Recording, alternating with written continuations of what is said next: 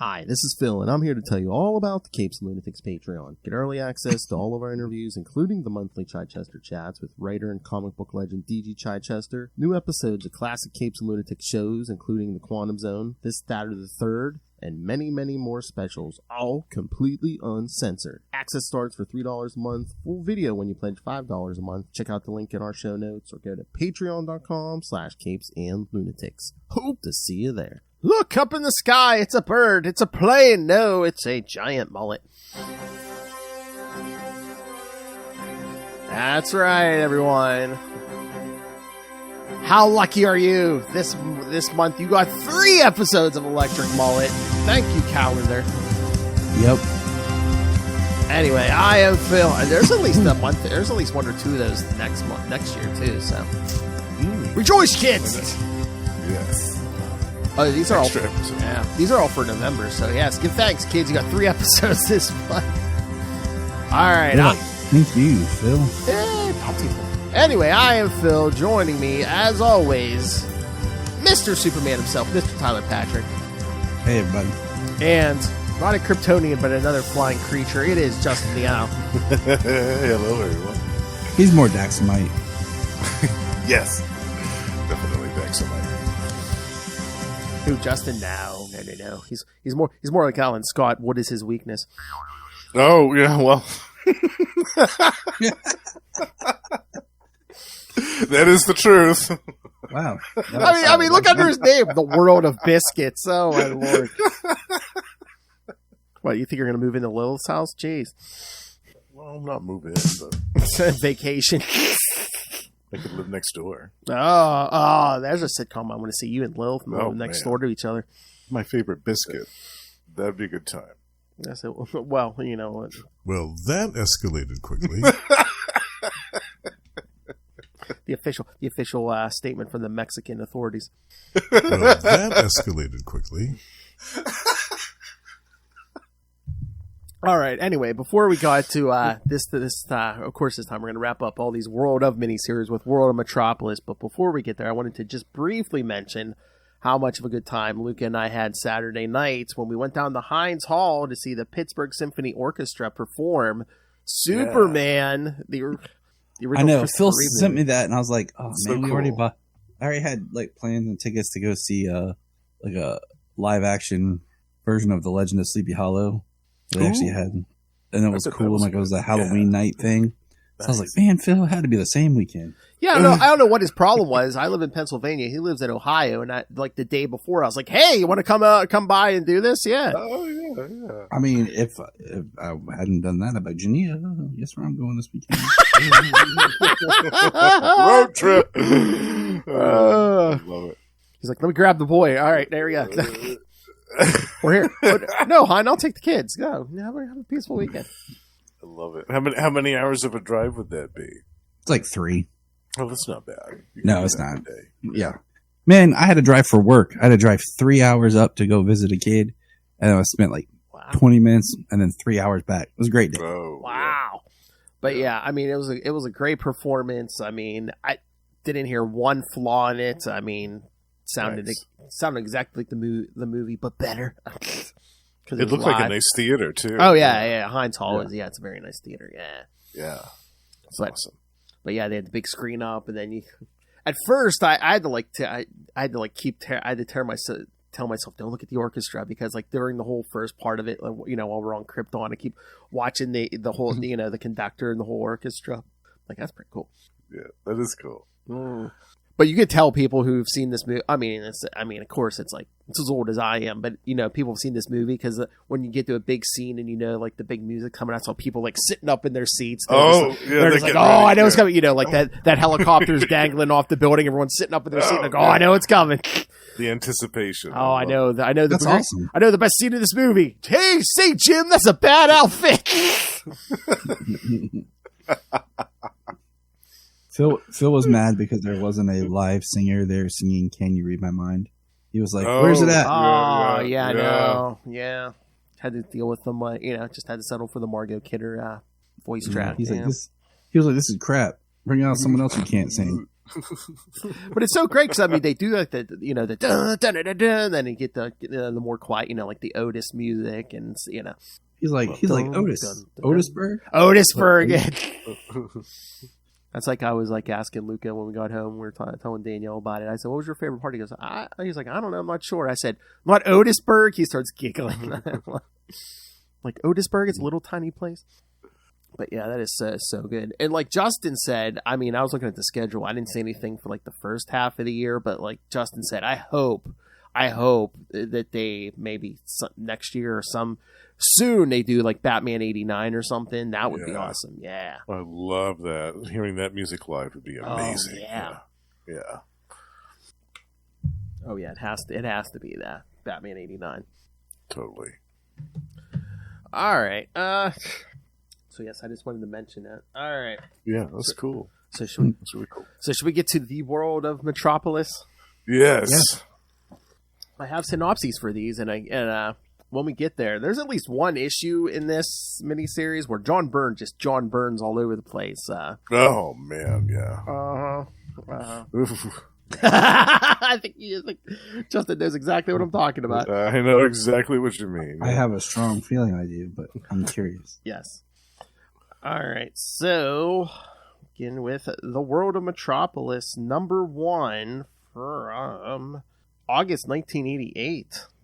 Of course, writer John Byrne, penciler Win Mortimer, inkers Frank McLaughlin and Dick Giordano, colorist Tom Zayuko, letterer Todd Klein, and editors Renee Witterstatter and Mike Carlin.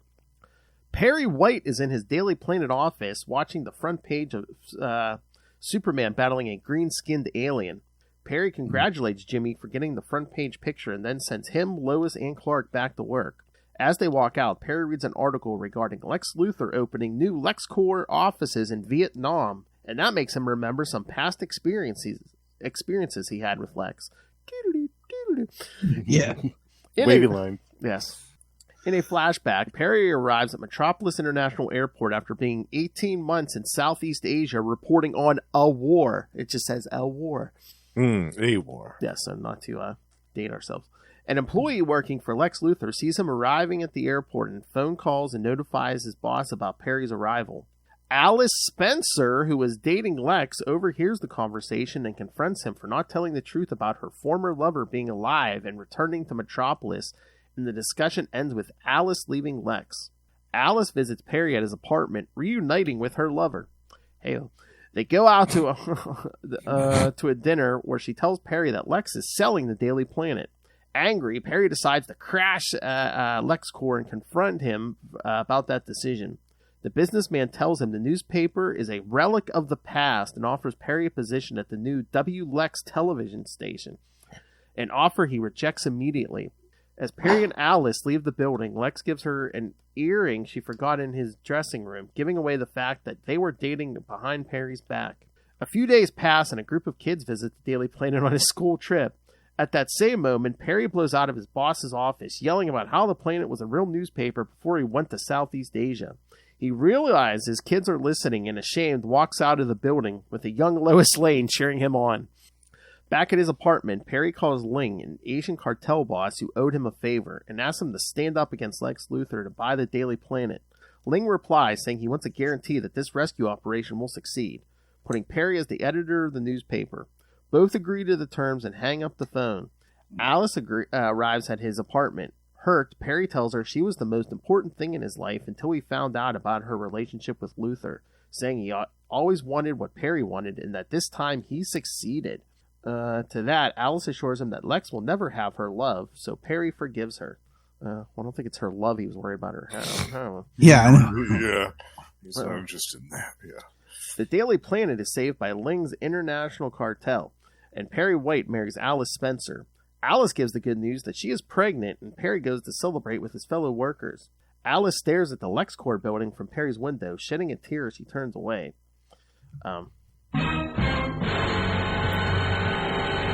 Notice she doesn't tell Perry it's his kid. Yeah. Oh, we'll get to that. We'll get to that next year, kids. I think it's. Hey, I'm pregnant. Sweet. Just assuming.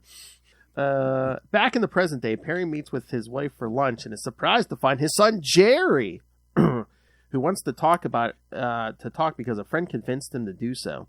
A police car's siren and Superman flying by caught Perry's attention, but he ignores it and enters the restaurant with his family. All right, thoughts. Boy, a lot of like love triangles in these miniseries. Yeah, especially this one and the last one. I will say that this one is a better story. Like this whole World of Metropolis is flat out. Yeah, it's more like one and done's. Yeah, this is kind of what we were thinking that we were going to get. With the other ones. Yeah, this is the best one. I mean, not this issue, but like this series. Yeah. Out of the three, yeah, definitely. I think it's interesting that, you know, the Silver Age, you have Clark and Lex kind of as these, I don't want to say equals, but, you know, growing up together, same generation, together. Can't think of the word. I'm tired. And now it's like Perry. Contemporaries. Yes, contemporaries. Thank you. Now it's like Lex and Perry. Yeah. Are contemporaries. And I find that interesting. I mean, Lex has his sweet red hair, but his super huge receding ball. He looks a lot like Sherman Howard. Like the way Sherman Howard was as Lex on Superboy, he looks a lot like that. He's like pulling a Joker in this issue, man. He keeps cracking himself up, man. Yeah, he's laughing. But the whole scene where they go to Lex's office and they're like, "Oh, hi, Mrs. Spencer." He's like, "I didn't think they'd remember your name. You've only been here like twice." And then it's like, "Oh, Mrs. Spencer." Then like, "Oh, you left one of your earrings." Like, you know, Lex did that on purpose. Like, oh, absolutely, that was strategic. Yeah, and you just got to kind of feel for Perry. Like, dang. Yeah. I mean, did she not hear from him? Was it like the Jonathan Kent thing where she wasn't sure if he was alive or not? I'm like, yeah, we're learning don't go to war in this. I mean, yeah, man, don't go to war, man. Your women are cheating on you. Exactly. The shack up with somebody completely wrong for them. And this time and last time, they've shacked up with the rich guy. Right. Who was smoking himself to death with a van of cigars. Yeah, I didn't like this one as much. I thought that it was kind of tired to use that same story trope. Oh, well, so-and-so was away at war, and then the woman decided to have a relationship with this other person that was totally wrong for them. And why this whole thing of Perry and Lex being like brothers and all that stuff. Well, then why would I didn't like Where's that story? Yeah, where's that? I would rather have seen them younger. And then see Lex portray him or something. Yeah, something when they were younger guys. Yeah, like teenagers or something. Yeah, this whole backbiting thing where I'm going to steal your woman and there's nothing you can do about it and that type of stuff. Like, I don't know. It was too evocative of the whole Jonathan Kent and Martha Kent story with the other guy, which we just read not too long ago. I felt like it was a retread of that story, just set in Metropolis. I'm just glad that it wasn't at the end. Like, this whole Ling guy he's selling the paper to was kind of weird. Oh, yeah. And I was like, I'm just glad like it wasn't like all of a sudden like, yeah, I'm blah, blah, blah from Wayne Enterprises. We want to buy the paper. Oh, Wayne, yeah. I was like, okay. And then I was like, maybe this is like we get but it's so weird though because Mr. Queen, buys it or something, I'm glad it wasn't one of them, but it's so weird because it's like as a plot device because it's like Perry always wants to take down the corrupt guys, right? But it's meanwhile it's like he's like, oh, I know where your skeletons are buried. I know, you're legitimate now, but I know the illegitimate means you may, took to get where you're at, and I'll keep my mouth shut if you buy the paper or something. It seems odd to me. It's like I mean that's more interesting if they would have done that kind of thing and made it more about how Perry was in love with the paper more than his wife, and like you start to see the seeds that was his real obsession. Yeah, and you see more of the seeds of him pulling away from Alice, but she marries him anyways. Then just another story of how evil, corrupt, and manipulative Lex is. Right. We already know all this. Exactly. Yeah. Are you reading current Superman at all, Phil? Yes. So it's just kind of interesting the relationship with Lex and Perry and how that's kind of coming back around. With I haven't read the newest issue yet. But just 850 or the number 7, 850, whatever you want to call it. Yeah. Are they revisiting that concept of Perry and Lex being old friends in the past? Well, they're revisiting kind of with this concept where Lex, it was kind of the idea is like Lex was kind of doing some heroic stuff in the background. And these stories about Lex was coming out, but Perry buried them and wouldn't publish any of it. And it was like early Lex when he first got to Metropolis and he was really young. Okay. And now it's kind of coming up as Lois is the editor-in-chief and Perry's running for mayor. So it's kind of interesting, just this history of Perry and Lex. But. That is interesting. Yeah. Well, I saw someone saying somewhere, Tyler, you can confirm. I don't know if it's an intentional callback or not, but did Perry run for mayor like on the old radio show in the 40s? Or, yeah. So I saw someone saying, I don't know if it's an intentional callback or not. And I'm like, oh, okay. Maybe, but I mean, it's also just again, it's 80 some years. Yeah, stuff will repeat itself. Yeah, that's bound to happen. But I don't know. I like the issue, but I'm like just some of the. Yeah, again, it's like the same tropes we had last time. Some of them, yeah. And it's, I don't know, just like Lex sleeping with everyone's mom and everyone's like wife, like, because he has money. And it gets creepier. It gets creepier. Yeah. So I'm just like, okay. I know, because I before I ever read this, like I read in like the regular Superman book, and like I found out, spoilers, Alice, was sleeping with Lex and had his, Jerry, Lex's kid and stuff, and that's like Tyler said, I always thought it was because maybe was Perry was editor or just like early on where he paid more attention to the paper than his wife, but no, he was overseas, And it made it like he was overseas for Lex, Yeah, because it's Lex's paper at this point, right? Let's draw a biblical parable here. I'm making money for you, Lex, and then you're gonna steal my woman. It's kind of like how King Solomon or David, David saw Bathsheba and was like, "Hey, that guy, her husband's in my army. I'm gonna send him off to die in war." Like I kind of feel like that's kind of Lex here. Like, hey, I want that woman. But she's dating Perry. Send Perry overseas, undercover. Enough of your biblical references. Let's get back to this character whose father sent him to Earth to save humanity. Interesting. Or he sent him in a basket. Yeah. Space basket. A hyperspace basket. Well, at least nobody was stealing Moses's. I mean, Jor-El's woman. At least they wouldn't do that trope, in the first one. That's true. It almost seems like it's like, I got to create some controversy for these characters since we're doing like the secret. It's like some drama. Yeah, it's like this outrage. Everyone didn't have a happy past. It was the 80s. Oh my god, how depressing was that in 1988? And Lex is basically telling Perry, print is dead, newspapers are dead. Well, it's just like in Ghostbusters. Yeah. Just like in Ghostbusters, Egon's like, print is dead. Yes, sir, it's true. This man has no dick. Oh, that's my favorite line, dude. That's my favorite line. I still laugh at it. We went and saw Ghostbusters in the theater thing here with the kids, and that line still makes me laugh. And Solomon now knows what that means. So he laughs a lot more too. Like I'm like, yeah, all right. I got a funny story to tell you later, Phil. Off mic. Oh my, it must be funny. All right, we're ready for some creepy number 2. Yeah. Oh yeah, this one's the creepy one, isn't it? Yeah. Yep. It isn't until you realize something, and then you're like, oh wow, God, yeah, this is. That just happened. There's a few things in this. I mean, it's John Byrne and his John Byrniest. And I just, it's very hard to there's Lois with red hair. Oh, yeah, this auburn kind of whatever it is. Yeah, it's so strange, isn't it? Mm-hmm.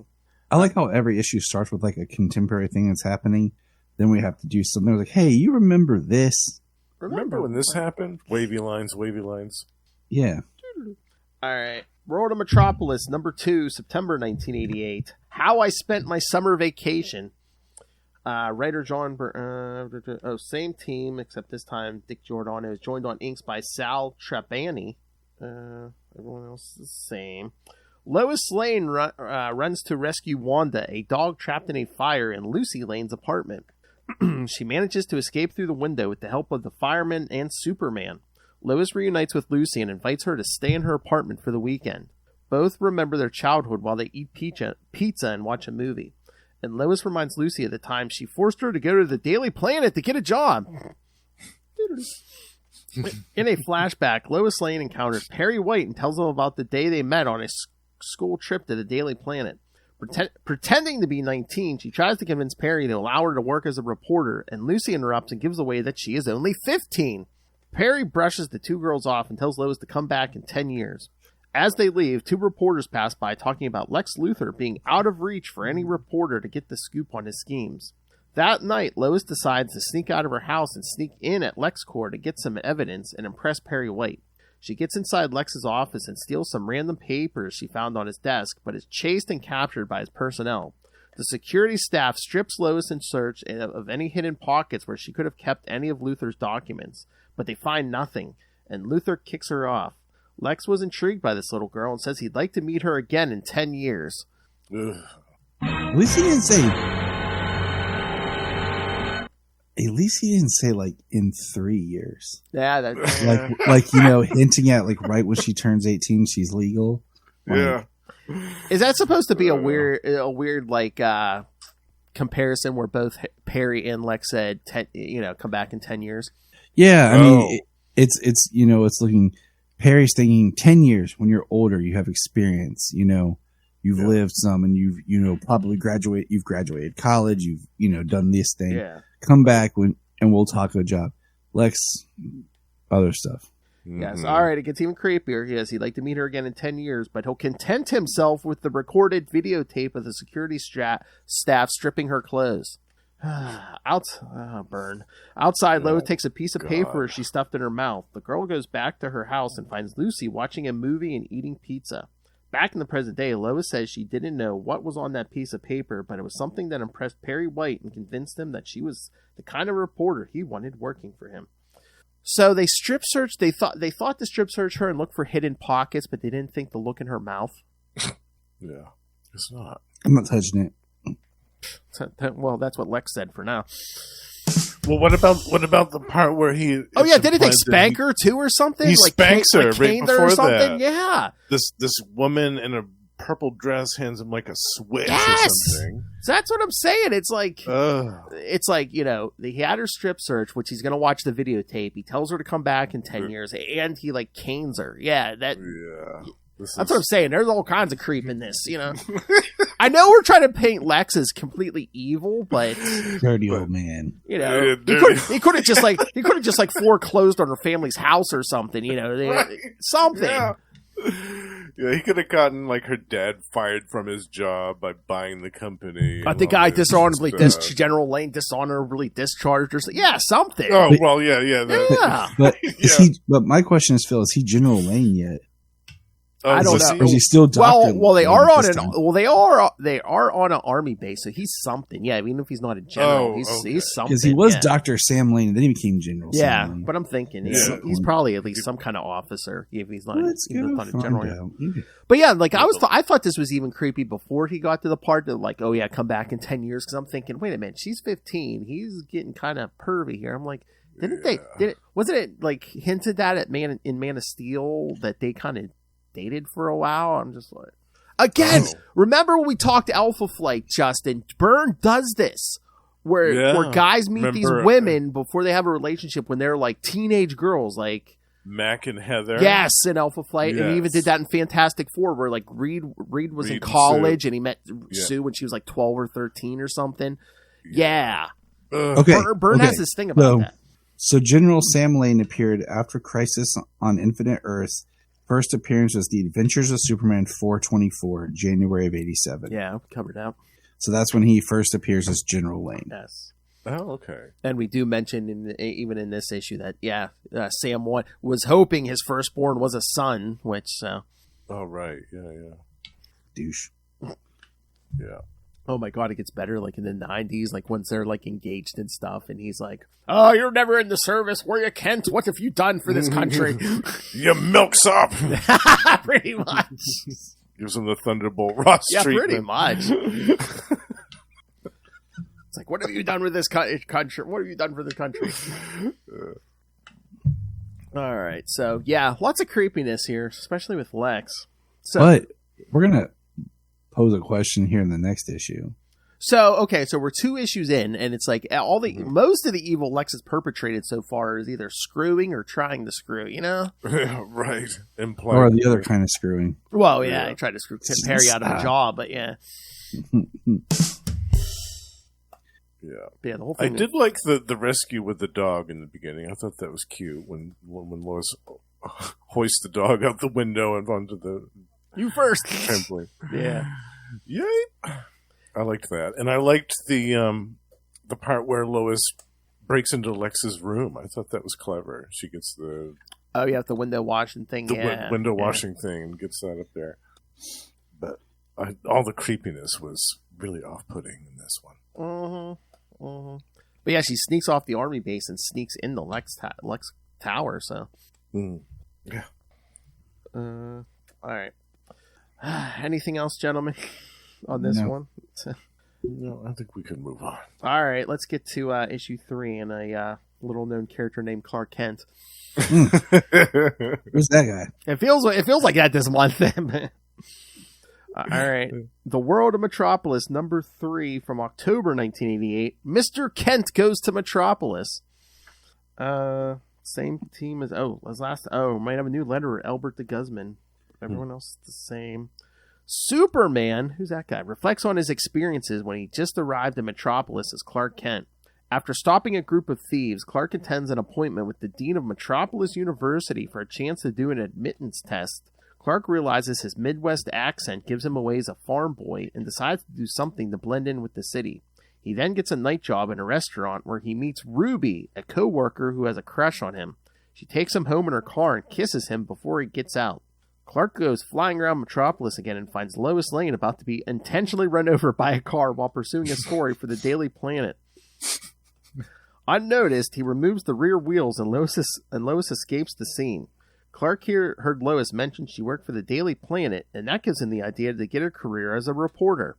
After that little altercation, Clark arrives late at the Metropolis U for the admittance test. Having only 2 hours to complete a 4-hour-long test, he uses his super speed and heat vision powers to make it on time, impressing the dean by his speed and correct answers as a result. 2 years pass, and Clark develops a closer but brief relationship with Ruby, and they part ways when he resigns from the restaurant's night job to become a reporter. Back in the present day, Superman reflects on the effect she had on him, and he admits she is responsible for turning him into a city dweller. He decides to surprise and visit Ruby as Clark Kent at her house where she lives with her husband and 2 kids. Aww. All right. Mm-hmm. So, thoughts? Okay, first thought. Does this work with the timeline events that Byrne presented in Man of Steel? I mean, I guess I know. I think he's trying to fill in the blanks, but yeah, wasn't he just like arrived in Metropolis when he catches the space plane, or? Yeah, like this. Okay, so at the start of this, we can say that Clark is 18 years old. Yeah, because he just graduated, right? You know, and he's going to go into, I guess, a 2-year program for college, accelerated learning. Then I'm like, then what does he do? Does he go somewhere, then comes back, comes back to Metropolis after a while? Because, that was kind of the thing in Man of Steel was about him traveling the world and stuff like that. So it just kind of feels interesting that I'm like, is this working for what Byrne had already established for us? That same year. Yeah, so I feel like there's more story to tell that just isn't there to connect some of the dots. Yeah, because in this issue, Clark even says, in the months since I left Smallville. So, yeah, unless he's just trying to pack in all the stuff he did outside of Metropolis in a few months. But, I mean, again, I know it's a comic book, but it always, surprises me. How long did Clark hang out with Ruby and he wasn't wearing the glasses at this point? Shouldn't Ruby be like, oh, my God, that's Superman. I worked with Superman. Definitely. Yeah. I mean, he talks about how he share secrets with her, but not that one. And at the end, it's weird because she says 6 months. So the timeline is interesting because it's present day. He's going to visit her. So it's it's been at least what, I don't know, 6 to 8 years since he's known her because of how big her kids are. And she makes the reference that he introduced her to her husband. And I'm like, because what kind of sense did you guys get from her? How much older do you think she is than Clark? Maybe like 2 or 3 years, maybe. I mean, I could see. I mean, maybe She a few might be more, like- but early 20. She's in her 20s, I think, when they're working the Yeah. restaurant. Yeah. Like early 20s, yeah. So we'll say 4. You know, and because it is like she makes a reference to being a mother hen later, but she's very kind of into Clark. She is. Oh, Yeah. you mean? And Oh, you he's- mean where she kisses him in the car? Yeah. Yeah. And she kind of follows him around, yeah. He even says like, "I'm not used to women being so forward." It is. And It is interesting. that, she asks about his girlfriend and all this stuff. Yeah. He does have a thing for redheads. We know that. yeah, I was talking about it. My thing is, how was he late for his test? Like, wasn't Lois chasing the car at night, or That's. or was it real early in the morning? It's harder to tell with the art. I mean, it does. Yeah, I don't know. I mean, the headlights are on the car, because it's the night Ruby kisses him in the car, and he gets out, and I wonder if he was going to night school. Yeah, it might. I mean, depending when if he's working days in the diner, nights going to school. I don't know. well, I mean, he's getting ready to take his test for school, so he hasn't even started school yet. Yeah. Oh, right. I mean, yeah, it looks that's like again, it's hard to tell with this art, but yeah, I mean, it looks like it's daytime when he's taking that test. Yeah, because they say it was early and he was late. At least I thought it was. But he's wearing the same suit that. Yeah. Or It, looks like it does look dark, yeah. When Lois is in the car, He is yeah. taking the test at, let's see, looks like 10:50 in the morning. Well, yeah, because didn't he say the dean say by 1 o'clock, and he only had 2 hours left or something. So yeah, so it's close to 11 o'clock. Yeah, Because there's a panel with a clock in it. yeah. Mm-hmm. But I mean, how douchey is this? Like, oh, your grades from that high school don't count. We don't count them grades from that hick town you're from. Kansas don't count in Metropolis. I know what you got your education on. But I don't know. Some of the stuff with Ruby is just interesting because it feels like rub that one in. Like, I don't know. It's just because like sometimes I feel like they're trying to make her older, like older. Like maybe she's in her late 20s, like a 10-year Yeah. thing. And then sometimes they try to make her like she's just slightly older than him, to where like she feels like she's still young, but yet time's kind of like she's missed her chance for like school or whatever. And Clark's getting to know her. And Yeah, that's what I'm saying. She's somewhere between like early and late 20s, I think. So I don't think it works if she's much older than that. it's interesting because I'm like, are they dating? Or are they just friends? Are they friends? Yeah, with because they're benefits? spending all this time together. They're like going on boat rides and bowling and all this other stuff. And there's some times too where in this, like Clark, you can't really tell what age Clark is, judging from his face. There's some panels where he kind of looks like a young Bruce Wayne, and some kind of he looks like a young Clark, and somewhere he looks like somebody completely different. Batman, my I'm saying- favorite character. By the time Clark is done here with Ruby, he's like 20. Because if he's roughly 18, starting college, we'll say, And they 2 spent years six at the college. 6 months together. Yeah. I mean, they spent the 2 years together, Mhm. but he was in school. Now he's done.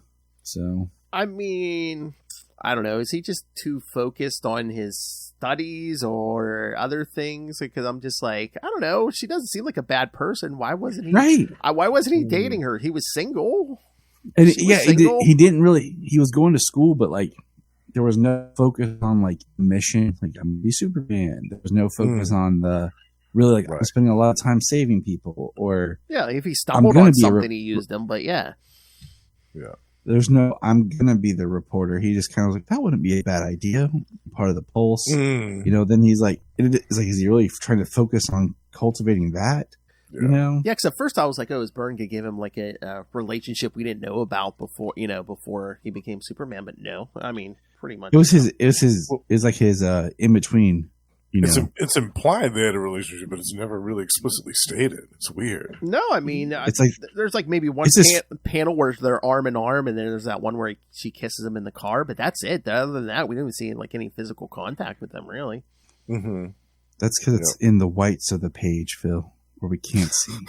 Wow. Edited for young audiences. Oh, okay. like that scene in the previous issue with Perry and Alice. Well, I was when they were door. reunited. Yeah. 10 seconds, they meet back up, and that door shuts. Yeah, they didn't waste any time. They got a lot Hey, of time that was code back in the day. I mean, remember they did that early in the 70s with Peter Parker and Mary Jane. Yeah, that door shut. Yeah, she shut that door. Yeah. Keep that door closed.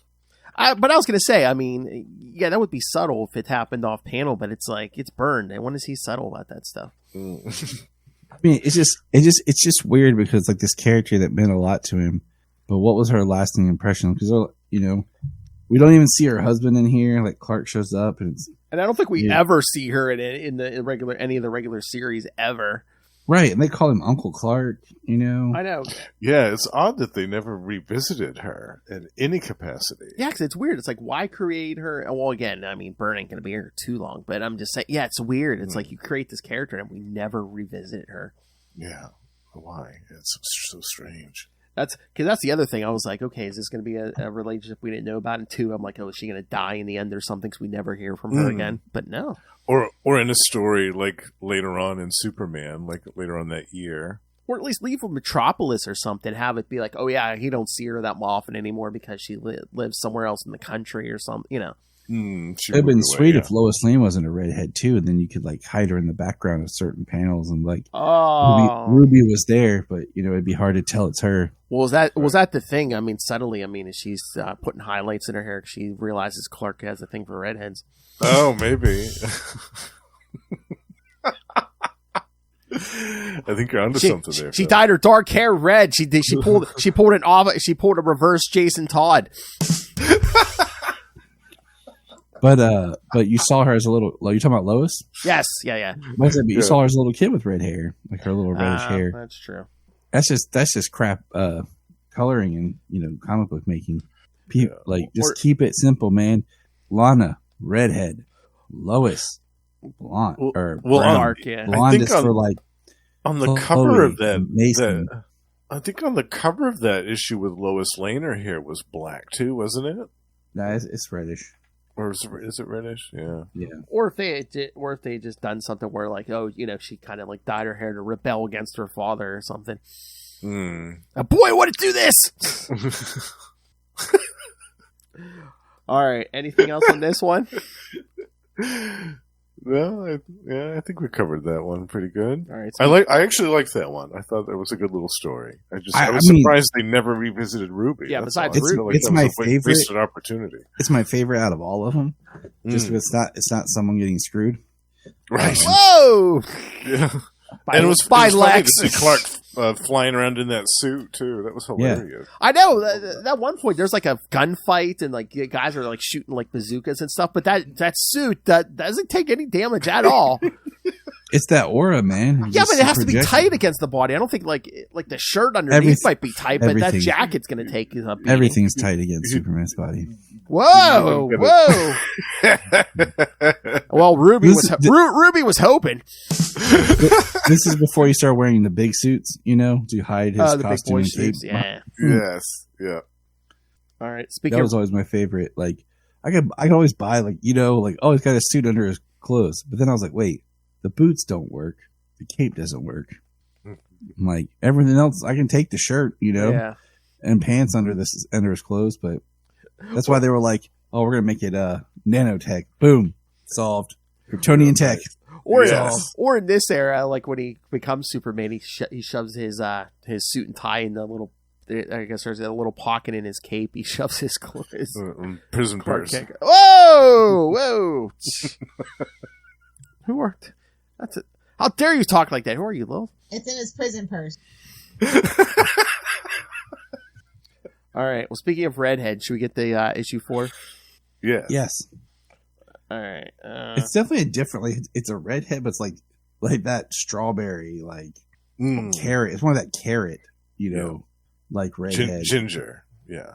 Compared to every other background woman who's like dyed red. Carrot Top Olsen. Yeah, because Jimmy's got the actual freckles and everything. Mm-hmm. So he's legit. Oh, yeah. He's Jimmy here. Yeah, that's right. No one touch Jimmy!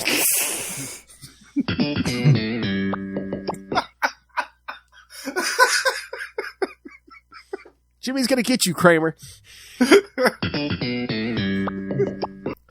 All right. The World of Metropolis, number 4, from November 1988. Friends in Need. Same team here. Having gone undercover to expose a drug dealer named Fat Eddie Cortez, Jimmy Olsen discovers that he is not as adept at infiltration as he would like to believe. Fat Eddie learns the truth about Jimmy and chains him inside the lower compartments of a derelict ship, which he then scuttles, causing Jimmy to remark in his inner monologue, "Looks like Fat Eddie was able to kill 2 birds with 1 stone." Failing to extricate himself, Jimmy is forced to use his signal watch to call Superman for help. Superman arrives just in time to prevent Jimmy from drowning. When Superman demands to know why Jimmy was the only one on board the old tramp steamer, Jimmy tells of his experience with Eddie, causing Superman to chastise Jimmy for such a foolhardy attempt at a scoop. In a flashback, one of Jimmy's attempts to earn Fat Eddie's trust was to participate. Well, we get flashbacks and then we flashback further. One of Jimmy's attempts to earn Fat Eddie's trust was to participate in a drug smuggling operation where a foreign flagged freighter threw boxes of drugs into Metropolis Harbor without actually entering its waters. Jimmy and the others then collected the drugs on a speedboat, causing Superman to remark that if the Harbor Patrol knew of this, Jimmy would have been in a mess not even Perry White could have gotten you out of. Superman then flies off into the sunrise. Oh, the movie's over. All right. The experience causes Jimmy to reflect upon his own life. All right, flashing back further, and figured since he was saved by Superman, the readers deserve to know the events that led him to invent the famous wristwatch. While still a copy boy at the Daily Planet, Jimmy was a teenager living with his mother, who was attempting to discourage her son from pursuing a career in journalism. Jimmy also was friends with Chrissy Walker, who lived next door to him and had to live with alcoholic, abusive parents. After one argument with his mom over his job at the Daily Planet, Jimmy was confined to his room. There he sees Chrissy, who had tried to escape the misery of her home by ingesting an entire bottle of aspirin. But this had backfired, and she had come to his house seeking aid. Jimmy reports this to Mrs. Olsen, who freaks out and runs outdoors, thinking there might be a patrol car in the neighborhood. Realizing that his mother will probably be unable to summon help and is probably too frazzled to be of much help herself, Jimmy's quick wits enabled him to cobble together an ultrasonic signaling device out of spare parts. Jimmy then realizes that even if this does attract Superman, he may consider it a trap set for him by villains. However, Jimmy realizes that he must try for some hope is better than none.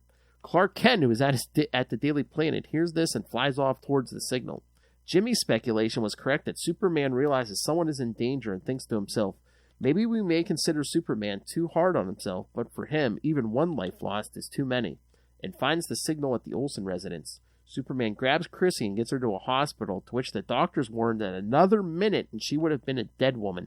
Superman praises Jimmy for his ingenuity and suggests that he should fashion his device into a wristwatch so that he would always be able to call upon him for aid should another emergency arise. Jimmy later reveals Chrissy's parents were jailed for their negligence and she was sent to live with more stable, distant relatives. The story ends with Jimmy dressed in his signature bow tie and blazer, meeting up with a date for a date with Chrissy, now a full-grown woman. Jimmy ends the narration by saying his anticlimactic ending is realistic. Not riding off into the sunset on a white Charger, just 2 good friends going out for a burger. All right. So, once again, I don't think we ever see Chrissy again after this. So it's like, hey, I'm dating Chrissy, but we never see her again either. Secret women of the past, man. Yeah, that seems to be the theme of John Byrne's thing here. It's like, mystery women of the past. Because it's like World of Krypton, was it Segel didn't realize, that old woman, like couple hundred years, or 1,000 years was the one he knew in the past. And then we got the whole Martha Kent was married to someone else. And out here it's like the whole thing with Alice and Lois and just, yeah. And then the whole thing on Apocalypse with Grace, and he doesn't remember. Oh, Justin's favorite plot point where he's going to write up. Yeah. Oh, I love Justin's plot point. Oh yeah. I want to write a story about it. But I love it's it's all like these forgotten romances. Yeah. It's like They're all in a pocket universe that's going to explode in the upcoming like crisis. Boom. Grace, Ruby, Chrissy. They all come out like lovers of the past. I mean, if Byrne treated these women any more shoddily, this would be a Frank Miller story. oh no. But I also love it. You think it's funny that Chrissy like OD'd on a whole bottle of pills, but she still had the strength to like crawl in Jimmy Olsen's window. I mean, Yes. it's I was intense. impressed. Oh, I'm about to pass out. Let me climb in this window. Okay, That was all some help for me, adrenaline. boy. She's That going to was see all James. adrenaline. And it You know- wasn't even in the synopsis, but it's like Jimmy's mom calls 911. They put her on hold. Yeah, they put her on hold. 911's a And joke then in my town. And Jimmy smashes the receiver down with so much force that he breaks the phone. Yes. I was impressed with that. I was like, look at you, Jimmy Olsen, hulking out over here. Wow. I don't know if you guys know how much women just swoon for guys named James. Oh. So I've heard. Yeah, but if it was James Cole trapped in that shit, man, he just would have lifted the he just would have yeah. lifted Oh, the yeah. whole thing. Yeah. He would've He would have grabbed it with one arm and swam it to shore, man. You guys ever seen Tenacious D and the Pick of Destiny? Yes. Remember the push-ups they did at the end? There's James.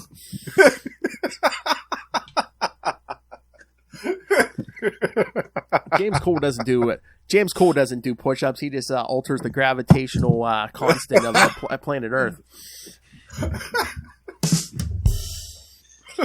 Oh God! Hello, Russell. Hi, Russell. The other half of Gamma Charge. Hello, Russell. Yes. O-ring, of course. Is that what you call your new wedding ring, Russell? Hey, all right. All right. So, how do we feel about? Because Tyler, in the Silver Age, didn't Superman give Jimmy Olsen the watch, but here he invents it? That's what I thought. I thought that, I remember. Yeah, I think Silver Age he gives it to Jimmy. Yeah, and now I guess they're just trying to be like, oh, See how Jimmy's not smart worthless. Jimmy is. He Well, created again, himself. I guess they're saying, yeah, he must be pretty smart if he gets himself out of all of these most of these situations. Yeah. I just like how Lois puts herself in danger all the times, and he's like, I'll save Lois. Jimmy does. He's like, you're an idiot, dude. What are you doing? What are you doing? I mean, in the present day, how old do you think Jimmy is? He can't be more than like what? He's probably somewhere between 18 and 21, right? He can't be much older than that. I mean, Yeah. Like That's why I was laughing so hard in the beginning when he had that disguise on, I know. and he's trying to like do all this stuff with Fat Eddie Cortez, and he's got the wig and the sunglasses. I'm like, who in the world's going to take him seriously? I know. I know. He's still got to look like a kid under all that disguise. Exactly. That's what I was laughing at. He's like, oh, somehow they figured me out. I'm like, yeah, because your voice is probably still cracking. Right? Yeah, man. I run these streets. Who wants to push some dope? Yeah. Yeah, that cocaine's crazy stuff, man. I love it. he's just like past slang. Like, that's jive, dude. Everyone loves cocaine. Did you see that in a movie? No. Everyone loves cocaine. Yeah. I laughed at that. I was like, who's going to believe that disguise, Jimmy Olsen? That's crazy. Jimmy. Don't touch Jimmy. Are we sure this is Jimmy Olsen and not Henry James Olsen?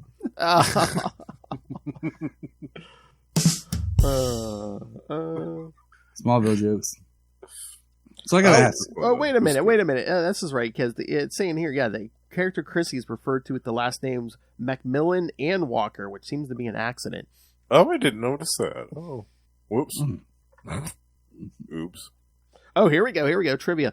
The ending with Jimmy remarking his platonic date with Chrissy was just two friends going out for a burger was likely a tribute to a scene in the 1978 film Superman, where Superman takes Lois Lane flying through the clouds. After bringing her home, he returns to her place as Clark, suggesting a more realistic date of going out for a burger.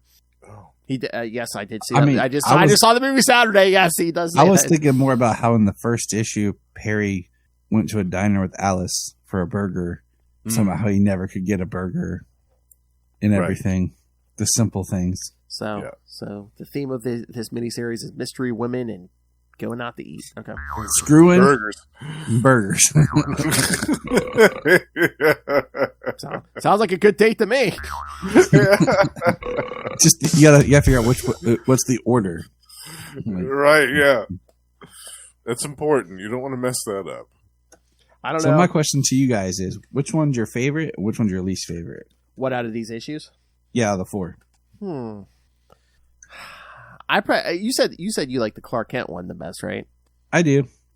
I might have to agree with that. Yeah.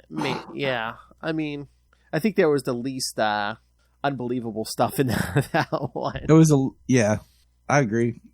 Jimmy's getting Inception over here with flashback to a flashback to a flashback. What do you think, Justin? Yeah, I liked the Clark one the best, with the one with Jimmy a close second. I like that one a lot too. Oh, but we also said we were going to grade each miniseries. So in order from best to worst, I think mine is going to be. I'd say just go in reverse order: Metropolis, Smallville, Krypton. Oh, Yeah. okay. I mean, the problem is I really like the last issue of Krypton. Mm-hmm. Yeah. But I mean, And overall as a whole, yeah. Yeah, and that Jarrell story about loving Lara and how it played out, and actually never really getting to love her the way he wanted, and his defiance and all that, I think is great. Yeah. And made that miniseries. But as a miniseries as a whole, it'd just be reverse order. I mean, those the Krypton and Smallville, I think there were some good ones. There was at least one or two good ones in each one, and there was at least one clunker in each one. So it's like, overall, the world of Smallville, I think, kept a consistent or Metropolis kept a consistent level. Yeah, because it did kind of like what we thought. Like, it was a filling in the blanks about characters. Yeah. Maybe we don't like how it was done, but, it did Perry, Lois, Clark, and Jimmy. I mean, I almost would have, I don't know who you could replace it with, really, but like almost not have Clark in the flashbacks and been someone else in the world of the Daily Planet or something. Do you do something with Lex, maybe? And that would have been my thought, is like, just do a Lex issue, because you're building up the world of Metropolis before, Superman got there. The other two were just weird because, like, you'd have 2 issues at work and then 2 issues that didn't. And I mean, that Lana Lang stuff in the Smallville was harsh. And then the Manhunters kicked me in the ass again one more time. Yeah. Yeah. So I would recommend the World of Metropolis for someone to read, but I would not recommend the other ones.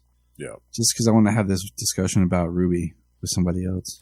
Or say maybe it's like, read the last issue of World of Krypton, maybe skip Smallville and then read this one. Yeah. Yep. Yeah. As a whole, yes. I agree with that. Yeah. I didn't like World of Smallville. I thought that was, especially the Lana Lang one, like Tyler was saying, that was a terrible Again, story. pretty much what did we get? We got, Martha Kent was married to someone else and stuff, and, all that stuff. And then it's like, what does it really affirm? Like, I thought it was going to be something about, because I could not remember as we were reading it, like, they got the general store, and that's how they started the Kent family store. Yeah. Instead of farming, Jonathan couldn't farm anymore, so they were running the general store. I thought it was going to be, I'm talking about the Fordman store and being, I thought, and then they went, the whole Martha was married, and I was like, man, this is dumb. Yeah. I didn't like it. Yeah, it just felt like they were trying to create drama in this world of Smallville, and it would have been better if it had been like something where there was actually Jonathan had been reported dead and he really wasn't dead. Yeah. Like there was an error or something. Like it was even worse. It was like, you're a prisoner of war, so I moved on. Although maybe she thought he might be dead if he was a prisoner of war, but. And then we got the weird sister-in-law aunt that we were trying to figure like how that worked. Yeah. So. Yeah, World of Smallville was a miss for me. But I agree. I did like that last issue of World of Krypton a lot. I thought that made up for the other ones in that series. So I would kind of rank that one. I would actually rank that one higher than World of Smallville, just on the merits of that one issue alone. I thought that was really strong. I was thinking that too. Like I was, as we were talking about, I was like, I might have to do Metropolis, Krypton, Smallville last. Yeah. Ooh. I think that's my ranking for these. Yeah. I think that because you'll start Krypton, you'll be like, oh, this sucks. and then you'll get to that last issue, and that leaves the good taste in your mouth. Yeah. Like It's a payoff. I mean, Yeah, now that it's a payoff. I think you're talking me into it. I might have to go Metropolis, Krypton, Smallville. Yeah. I think that's our official ranking because I think so. really, what was good in Smallville? Yeah, this is it. I can't think.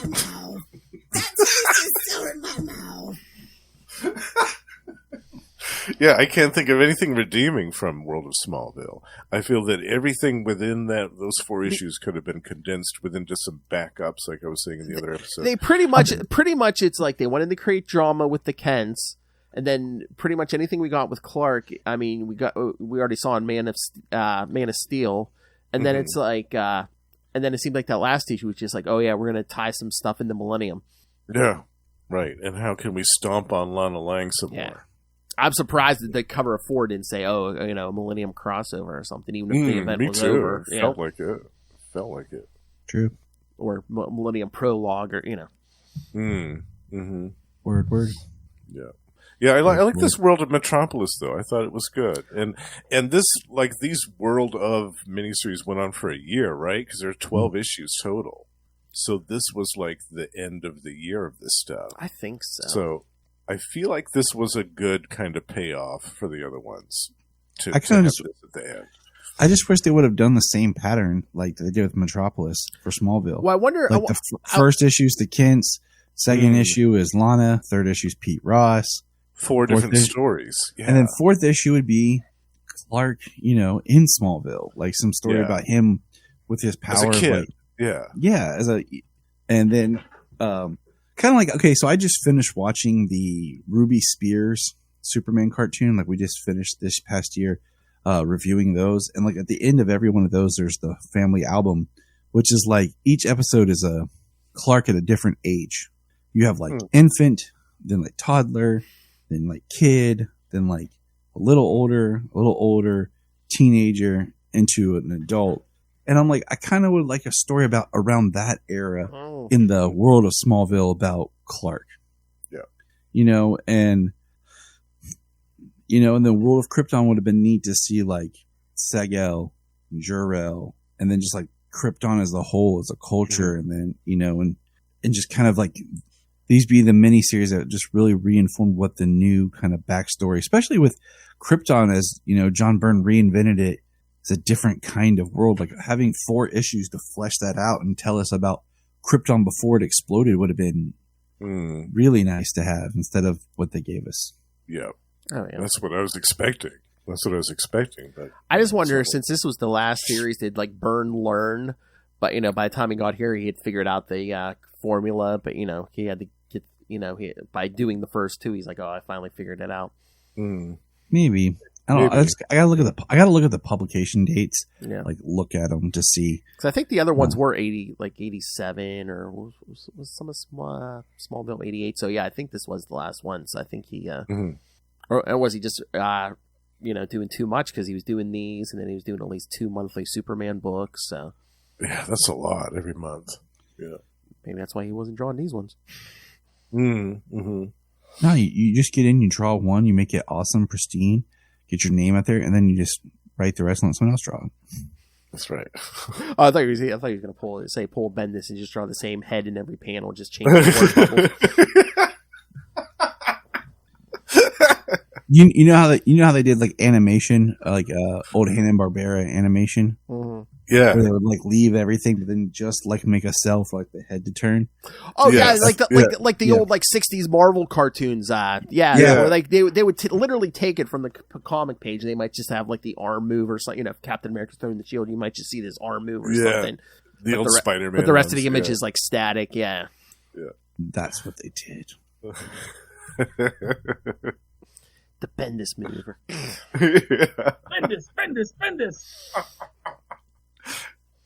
All right. Anything else on these? No, I'm actually glad that we read these because I hadn't read these for all these years. Neither I was always keen to read them, but I'm actually glad that we did. I liked World of Metropolis. Those were decent little reads. Yeah, I'm enjoying our straight read through from this era on. Yes, it's fun. Yeah. All right, so kids. Again, you got 3 episodes this month. This will be the last of this month. So yes, Next 2 weeks, we'll get more Nightwing news. Next week will be our new issues review. And then when we come back in December, first week we'll cover Action Comics 590, Adventures of Superman 429 and 430, and Superman number 7, which I believe is Rampage. Ooh, nice. Love that one. And then, love it or hate it, you all probably know it. We're going to cut week 2. We're going to cover Future Shock from Legion of Superheroes 37 and 38 to Action Comics 591 and Superman number 8. So, again, cleaning up Byrne's mess. Oh man, how is there not a Superboy? What? They took care of that pretty quickly, though. Oh yeah. As I said, poor Legion of Superheroes. They always get hit the hardest or after a crisis. Oh man, all the time. Yeah. I think what's interesting is my friend Anthony has been on his podcast Digging for Kryptonite. He went through and covered each crisis event, and one of the comments he's made, and I agree with, is ever since Crisis on Infinite Earths, they've never really been able to figure things out. There's always these like threads, or like they're always like, we're going to reboot and clean up and all this, but then there's always something that they're like, we can't get rid of this, or we have to go back to this. There's never that full chance of like, oh yeah, we're going to, so it's interesting. And it's almost like their attempts to try to do that only make things more convoluted, as we saw like in Infinite Crisis and Final Crisis. Like that just makes things infinitely more convoluted. Oh, not so Final Crisis, yeah. No, the best was when he was talking about, because I did the Doomsday Clock episode with him. We talked about how like you had Doomsday Clock, Flashpoint Beyond tried to like arc this stuff. Yeah. But you had Doomsday Clock and then the whole death metal into the Infinite Frontier. And then as soon as that's done, they're like, Dark Crisis. And it was just so overlapping at the same time. You had these crises events without even any time to breathe. It was like every writer was like, nah, watch this. Nah, watch this. Nah, watch this. And they're like, I'm going to do it better. And then it's like, oh, we're going to kill off it. It seemed like we kill off the whole Justice League. Meanwhile, everyone's still in their own monthly book. It's like, where does this all take place? Yeah, it's right, yeah. And you're like, and now they're just like, if it doesn't make sense, it's on its own Earth, because everything matters. Infinite Earths on infinite multiverses all the time. We have the omniverse. Everything. I blame Grant Morrison because when he was on Batman, he tried to tie everything together, even like that 50s stuff where like, he fought aliens and stuff. So he tried to make everything count. So it's like, oh god. Yeah, he tried to make like each decade was like a year in Bruce's life. Yeah, or some of it was just hallucinations or with stuff. But yeah, stuff all happened. Yeah, but somehow it all happened. Mm-hmm. This is why a lot of people like Elseworlds and close, stories, because they could make a sense of. They don't have to understand these things, but it doesn't all have to be the same character. It doesn't all have to be canon. It doesn't all have to be continuity. I love the Elseworlds for that reason, because you could have these type of stories that are like, what if it was Batman and Joker reversed instead of that type of. Yeah, it's great. I would love to see more Elseworlds stories. Actually, I mean, Tyler, have you been reading World's Finest? Mm-hmm.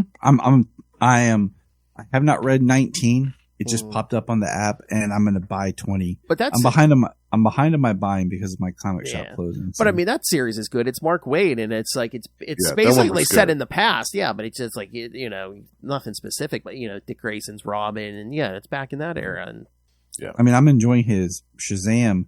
I think out of any DC character, Shazam's the one that's the most convoluted and weird. Oh, you mean the Captain? Yeah, the Captain. The Captain. Yeah. That's why Mark Waid has him calling himself now the Captain. He's like, we got to figure out a name for him. He's like, he's the Captain. I mean, that is pretty stupid. You name a character. I mean, I know they probably didn't want to do Captain Marvel, but you name a character like the word that if he says it, he loses his powers, and it's like, really? Yeah, that's silly. Yeah. Yeah, I like the Captain. Yeah, the Captain. I'll take it. Captain M.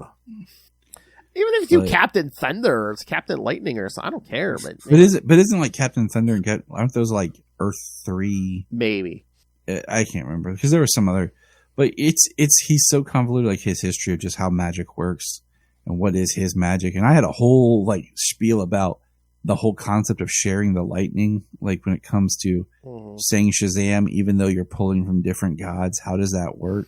Like, if I have the power, okay, and then I share it with Phil, is it now one power divided in two?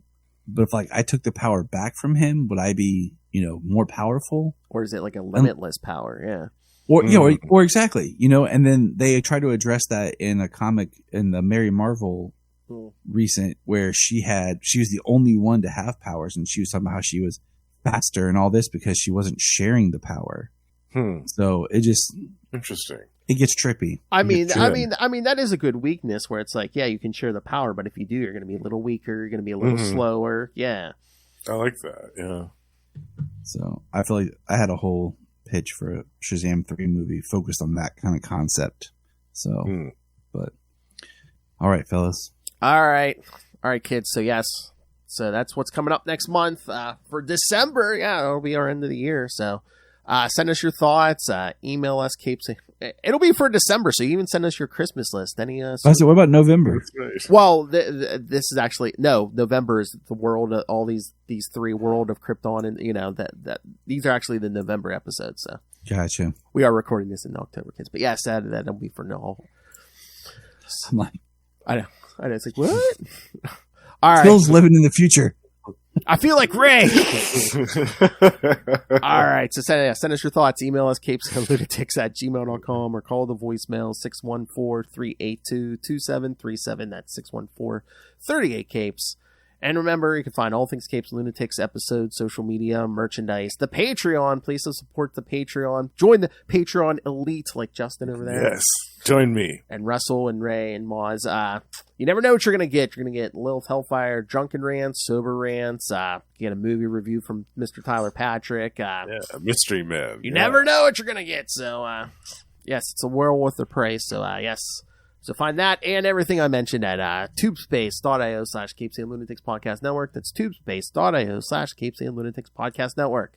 All right, Mr. Tyler Patrick, where can people hear you talking more Superman, more DC? You can hear me on the Krypton Report. Let's see. Yeah, I'm trying to think, how do I plug stuff when this is in the future? But yeah, just follow me on the Krypton Report. Good stuff coming along the way. On social media, yeah. Everywhere. And I mean everywhere. Yes.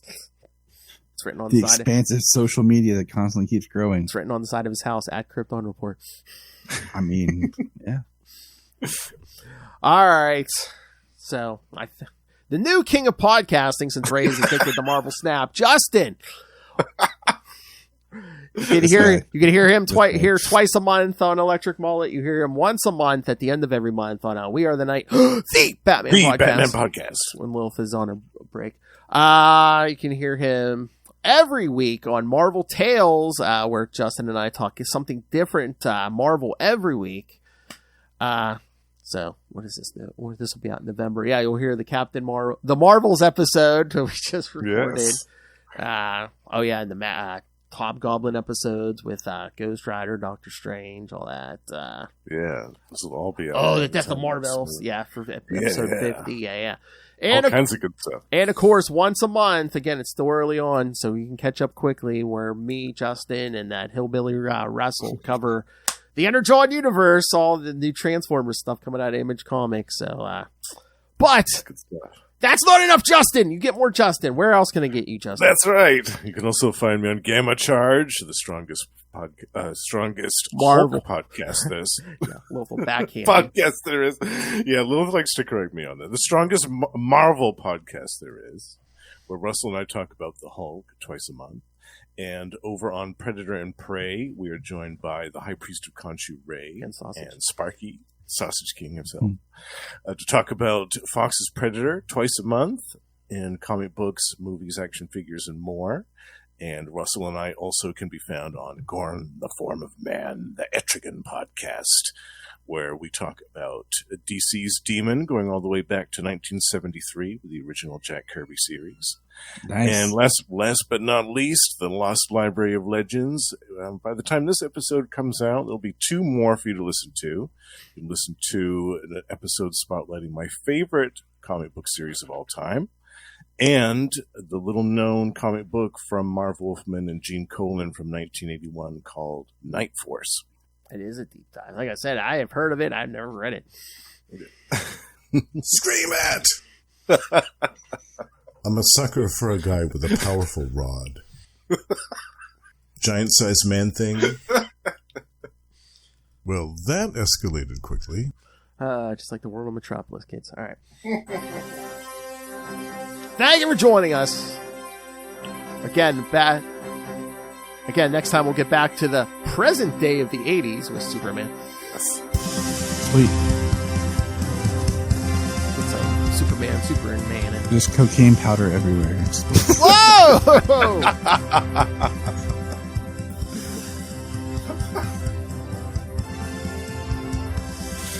The magic of the 80s. I mean, imagine. Just this series. It's like, what, Lex probably has, like, drugs and orgies and tape. I just picture Lex being like the doctor in RoboCop. Oh, you know, before his house blows up. Totally. All right, kids. Come back next time. Remember, join us for truth, justice, and the mullet way. Make mine mullet.